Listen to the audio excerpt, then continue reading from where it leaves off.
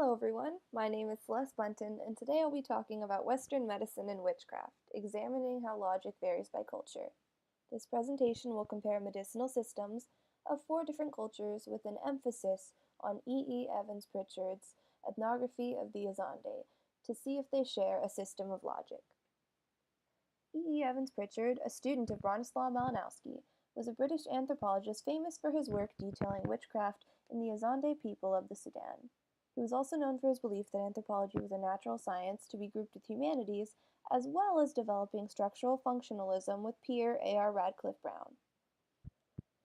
Witchcraft in the Azande will be explored in more detail later, but I'll start with an important distinction Evans Pritchard made about Azande logic. He didn't dismiss witchcraft as illogical simply because Western logic doesn't abide for it, which was revolutionary for his time.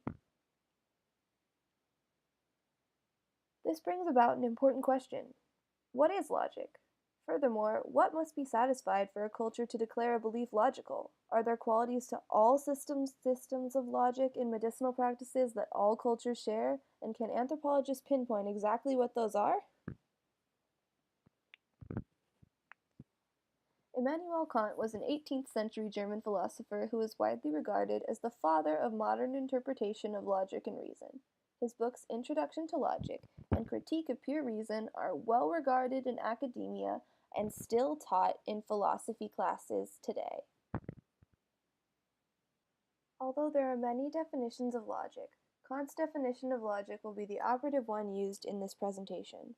The science of the necessary laws of the understanding and reason in general, or, which is the same, of the mere form of thinking, we call logic.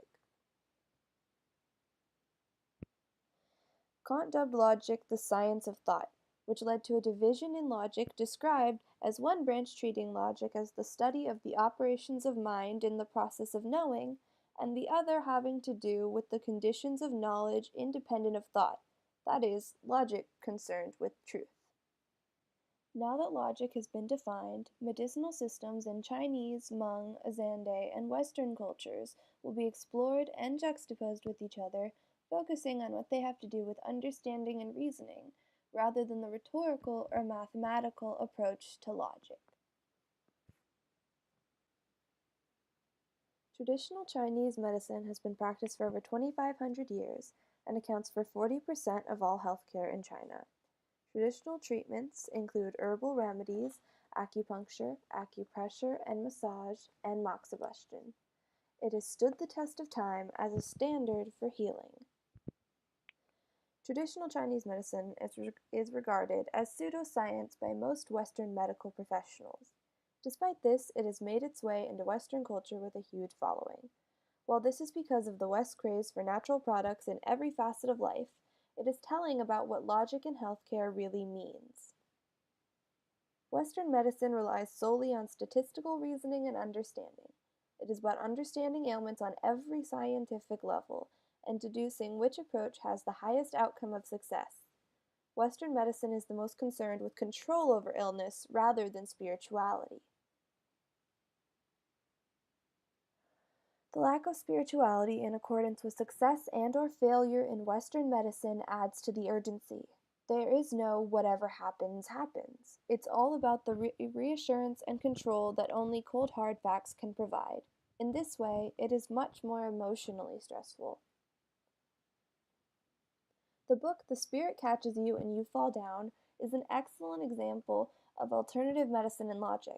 It's about a young girl named Leah Lee in California with severe epilepsy whose parents don't give her medicine because they believe her seizures are associated with spiritual powers. Spirituality plays into Hmong medicinal practices as much as it plays into witchcraft and magic in the Azande. Witches have the innate ability to cause illness and even death, and the practice of witchcraft is psychic, almost likened to Madame Zeroni in Holes. Magic is a safeguard against witchcraft, performed by witch doctors. Even if these magic rituals fail, they are not invalidated. The Azandes still hold these rituals highly because they allow a level of control over occult forces that are out of their control. Evans Pritchard's objectivity in reference to witchcraft allowed for a more accurate study of what magic and witchcraft really offered the Azande if they weren't well regarded for their success rates. It is also where an important logical and theoretical point is made. To quote archaeologist Matthew Johnson, an assumption that, for example, witchcraft belief is irrational is ethnocentric, since it assumes that Western logic is the only form of rationality around. He goes on to convey that Western medicine doesn't satisfy Azande logic either. Most medicinal practices aside from Western medicine are largely associated with magic and spirituality.